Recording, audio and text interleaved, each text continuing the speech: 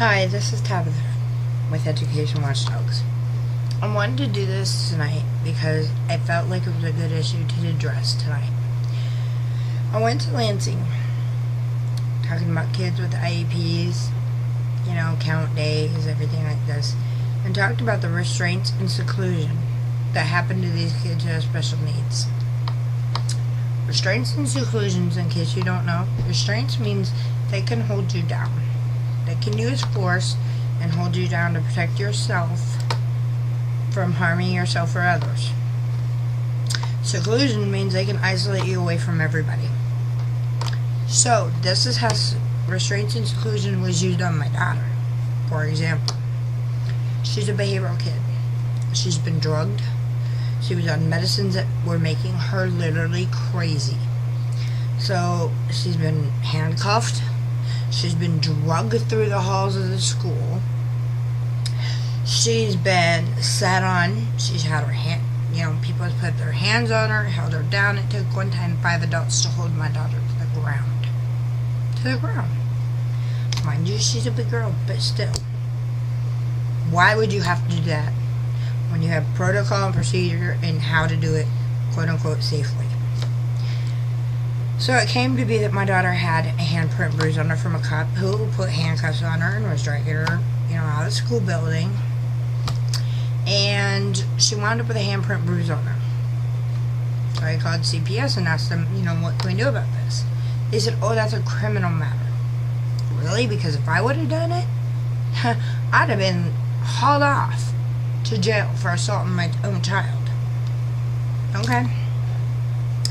But they don't just do it to behavioral kids. There's kids with autism. There's kids who are physically disabled that are having this done to them.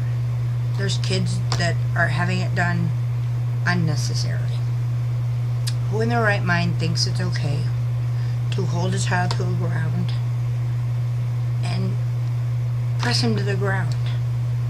Not only is it degrading, but can you imagine the trauma it causes to that child? Because they don't really understand what is happening to them, because they are special needs for a reason.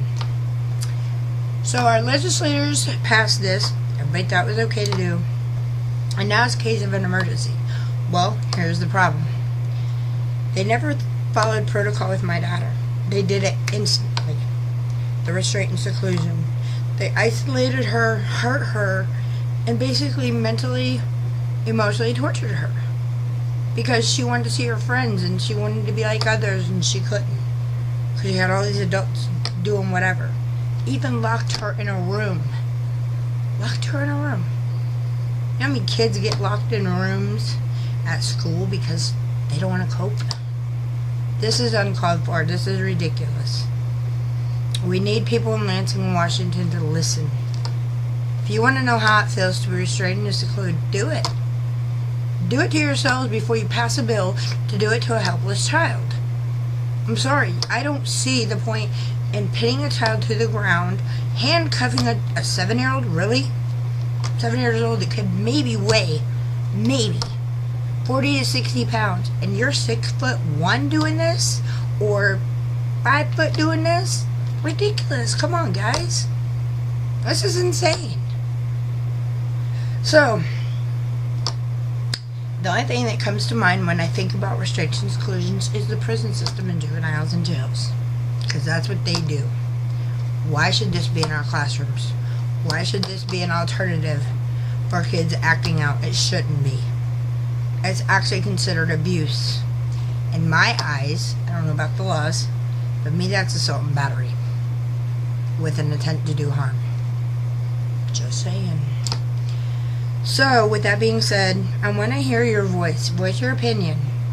Let me know how you feel about restraints and seclusion on kids with special needs. We need our government to know this is not acceptable. This is not how we handle problems. Thank you.